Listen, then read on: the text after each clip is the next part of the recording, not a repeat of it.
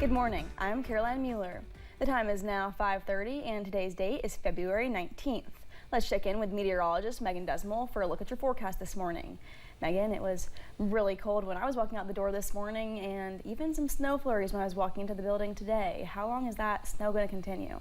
We will be continuing to see that snow for most portions of today. We do have a slight tapering off of the snow as we're heading into the afternoon, but that will ramp back up overnight and into your Thursday. Let's take a look at satellite and radar right now just so you can see what is happening at this moment. This is a loop of the past 3 hours, seeing the heaviest snowfall just north of Jackson around Wolf and Menifee County, and we'll continue to watch that push throughout today. Now here's a look at those temperatures because it is chilly. We're talking teens and 20s. The warmest in our area is 28 degrees as you're heading towards Jacksboro, and the coldest, Moorhead, 14 degrees. So make sure you bundle up today because those high temperatures will not be that much warmer. We're still staying below freezing across the board, with Middlesboro and Jacksboro at freezing 32 degrees. Here's a look at how we'll get to our highs for today. Seeing those temperatures hit a high around that 4 o'clock, 5 o'clock hour. Caroline. Megan, thank you. Flood cleanup efforts in Perry County continue. One family says floodwaters never touched their home before, and it has been a safe place for their family for decades until now. The floodwaters that rushed through did not just take their belongings, they took pieces of their past, and now with the help of volunteers, the family is trying to salvage what little is left. Jan McGriffey lives there and says it will be a tough path going forward. Everything's gone. I mean, cabinets, all the furniture, everything was just submerged. HVAC unit. And then when you start thinking about days ahead, you start thinking about once we start rebuilding, we have to have stoves, refrigerator. I mean, it's just like a continued list, but the hardest part is probably the memories. But even in the wreckage, they are not alone. Volunteers, neighbors, and friends stepped in, helping clear what is left and start the long road ahead of rebuilding. Cleanup and repair efforts are underway in Knott County as well following this weekend's flooding. But today's forecast is creating yet another challenge. Alyssa Williams checked in with residents and emergency management to see how they're preparing. Hindman in Knott County is all too familiar with flood destruction. Shelley Ratliff with the home health agency Comfort Hills says they're still reeling over 2022's flood. We lost everything here, computers, everything. And we lost one of our clients in the last flood.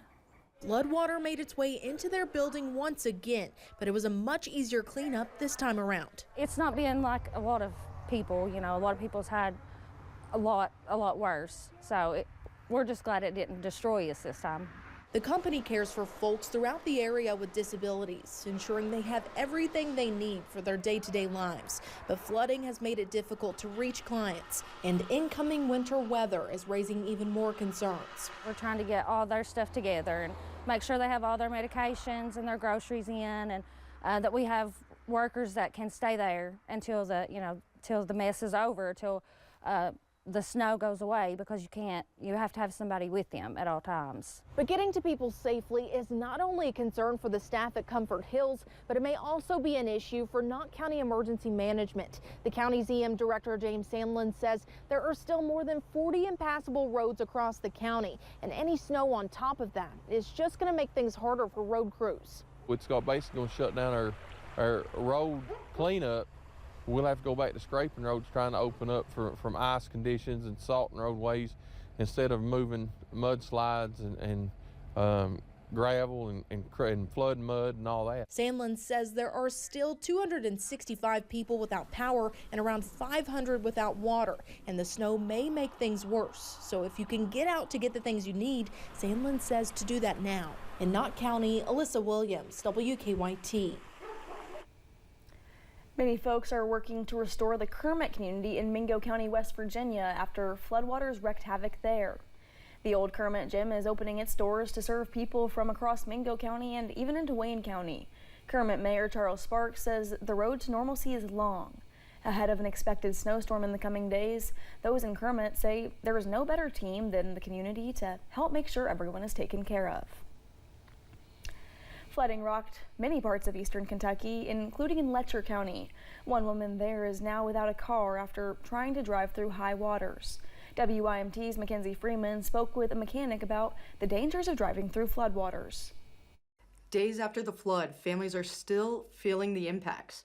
In Letcher County, Edwin Adams' daughter is without a car after hitting high water late Saturday night. She hit the water, it flooded her car, destroyed her car, and now she's without a car. Water was sucked into the engine, and in cases where older cars get damaged like this, the cost to repair may not be worth the car. So it's, in my opinion, it's unrepairable. It's repairable, but not at a cost that's feasible for the car. Besides wanting his daughter to have a car, Adams' main concern was that there was no warning about the high water. There was no signage up that night, and that's just it. How was she to know the water was in the road? Driving through high water can cause a lot of damage to your car. But just what kind of damages are we looking at? If you get water internally in the engine, you're going to run into a lot of problems. Worst case scenario, an engine being completely shot can cost thousands of dollars to fix. If you're a complete engine, you're anywhere from $2,500 and up, and that's not counting repair costs. That's just, the price of the engine. With the winter weather also coming up, that could pose driving risks as well. Michael Riley says there is only so much you can do to prepare. Make sure you got good tread on your tires, or there's not a lot you can do besides driving safe. Not only can driving in hazardous conditions pose a threat to the vehicle itself, it can cause damage to something more valuable, life. And the main thing that's going to end up with some kind of harm one way or the other is going to be the person in the vehicle, or your children, whatever you have in there. As the winter weather approaches, be sure you are aware of road conditions. In Whitesburg, Mackenzie Freeman, WYMT, Mountain News. Governor Andy Beshear hosted a Team Kentucky update for the third day in a row. During his briefing yesterday morning, the governor says 14 people now have died from this past weekend's severe weather. The death toll remains at 5 for folks who have died out of eastern Kentucky. Governor Beshear says nearly 300 were forced to evacuate from their apartment complexes in Martin County.